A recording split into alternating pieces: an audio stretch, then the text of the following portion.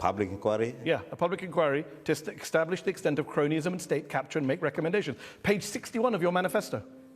Has he done it? It's been more than 30 days. It's been 2.5 years. I'll tell you, Mehdi, if you read the NADCO report, you haven't done what the manifesto called for on multiple things.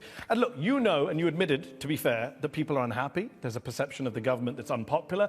Kenyans have been most upset about the cost of living. And yet, when thousands of young Kenyans took to the streets in protest of your government last year, the finance bill, your government opened fire on them, killed them, forcibly abducted and disappeared them. How do you justify such a violent crackdown on your own citizens in a democracy? First, let me say this, Mehdi. As you said, all demonstrations end up with deaths. 21-year-old Shaquille Obienge, he died the same day as Owino, also shot in the neck. Police recorded his death as a road accident. If these deaths are so regrettable, why is the Kenyan police covering them up? In the country will not allow you to cover up. You say that, this is great rhetoric. How many police officers in Kenya have been prosecuted for their role in the violence in 2023 or 2024? Can you tell us how many? I'll tell you from the last year's demonstrations, 3 are already in court. So they're wrong, you think? The police officers are being held to account? They are wrong because the police officers must be held to account. That's what you say here. What you say in Kenya is a little bit different. This is what you said in December about the abductions of young people. You said that they're a way for people to basically con the system. You said these people, quote, they're not really abducted, you said, quote, they're locking themselves in Airbnbs with their girlfriends and hiding.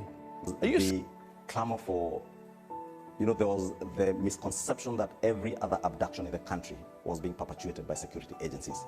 But what I say is that we have laws in the country that people who are construed to have broken the law in terms of the Computer Misuse and Cybercrimes Act, if they are found culpable, the DCI or the police should and must arrest them and take them before courts of law, because that is what they deserve. And by security agencies. But they are allow me to make my point, because you asked me a question. You, as a leading politician in the country, where people are being disappeared in a democracy in 2024, 2025, it seems a strange thing to focus on, not the kids whose bodies are being found in rivers and forests and warehouses with gunshot wounds to the head and the neck. And instead of focusing on that, you focus on one case of somebody in an Airbnb. Can we talk about the cases that are open and shut, police, intelligence services abducting kids? You accept that happens in your country?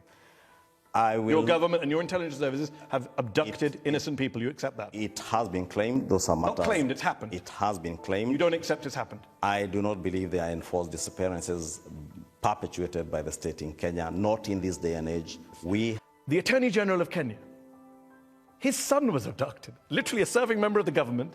His son was taken. How did he get him released? Can you tell our audience? The Attorney General of Kenya is called Dorcas Oduor.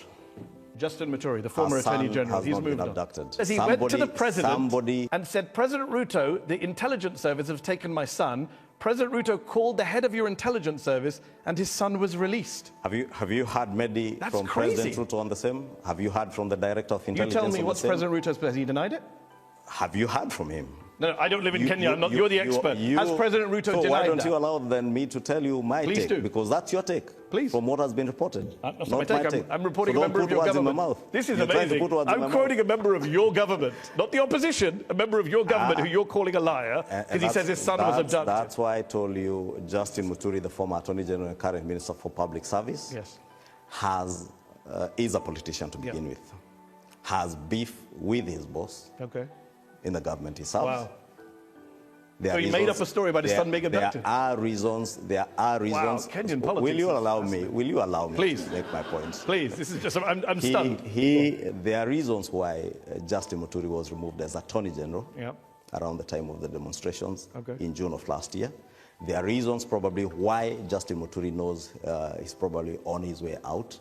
It is him who has made those allegations. That is a matter under active investigations. As I told you, has President Ruto denied it? We have got, you will need probably to invite him and ask him. Don't suggest.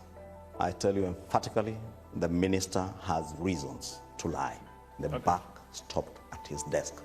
He took decisive action to end the extrajudicial killings that were happening.